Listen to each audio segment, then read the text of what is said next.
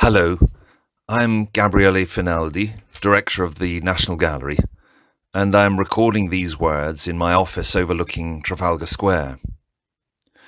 The gallery has recently opened to the public after 5 long months of closure, and it is truly wonderful to see people coming back to enjoy their own pictures, to be reunited with old friends and new on the gallery walls. Noli me tangere. If Jesus had spoken Latin, that is what he would have said. Noli me tangere. Those are the unsettling words that Christ addresses to Mary Magdalene when she recognizes him as the resurrected Jesus, having first mistakenly taken him for the gardener. Titian has shown Jesus with a hoe that he must just have reached for, so as not to compound Mary's embarrassment. She had come to anoint his dead body with the spices in her vase, but found the tomb empty. Jesus calls her by her name. Mary, he says, and she recognizes him as the Lord. Having wept over him at the crucifixion, her reaction is to fall to her knees and to seek to establish physical contact. Earlier in the Gospel, Jesus had let her pour perfumed oil on his feet and to dry them with her hair. That was frankly scandalous. You loosened your hair only for your husband, and you did not kiss the feet of a man who was not your spouse. He had allowed her to do those things then, but now he says, Noli me tangere, touch me not. Or in another translation, do not cling to me, for I am not yet ascended to my Father.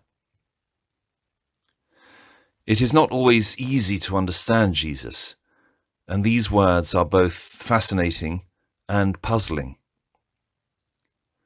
They hint at reproach, and at the same time, they indicate that now love must be transformed, as Jesus' time as a man with a physical body in the world is coming to an end.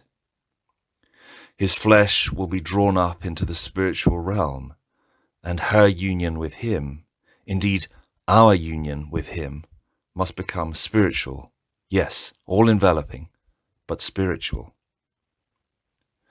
The time of earthly companionship is over, for Jesus is now to be seated at God's right hand. In the same breath, he says a wonderful and comforting thing. I am ascending to my Father and your Father. So this moment of apparent emotional coldness and valediction is also the moment when Jesus confirms our divine sonship. We too, like him, are children of a loving Father. We are no longer orphans. Titian painted the encounter between Jesus and Mary Magdalene in the mid-1510s as an idyllic pastoral, setting the scene at a stone's throw from a farmstead on the Venetian terraferma of northeastern Italy. There is no sea in sight, only the blue landscape of the broad Po Valley.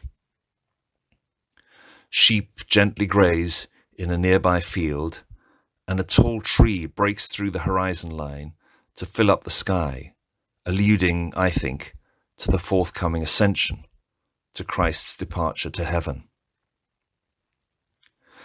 Jesus draws elegantly back from the Magdalene's outstretched hand in their graceful Platonic pas de deux. She looks at him with a devoted and loving gaze. The desire for physical closeness is the most human of emotions, to touch, to hold, to embrace. But here it is not possible. Noli me tangere, do not touch me. As we have grown accustomed amidst the coronavirus crisis to restrictions on physical proximity to one another, this painting has obvious resonances for us. During the Second World War, when the National Gallery's collection had been secretly evacuated for safekeeping to a slate mine in North Wales, Titian's painting was one of the first of the so-called Pictures of the Month brought to London for special display. In 1942, the Times had published the letter of an art lover in which he expressed the desire that one or two paintings might be shown to an art-starved public in London. The trustees of the gallery considered the question and finally agreed to the proposal, and this picture was hung at the top of the staircase in the gallery entrance for all to come and see. At night, it was taken into the basement for safekeeping during the bombing raids. In 1942, the desire to be united with loved ones who were far away or who had been killed either in battle or in nighttime bombings must have been keenly felt by many. But it was not possible to hug them or to receive their touch. To see this painting in those circumstances must have provided some comfort and solace. The parallels with our current pandemic crisis are not insignificant. It is very hard and very sad to think of how many COVID patients have had to die alone, without family members at their bedside who would have wanted to be close to them, but couldn't be. But the risen Jesus says to Mary Magdalene and to all of us, I am ascending to my Father and your Father, to my God and your God.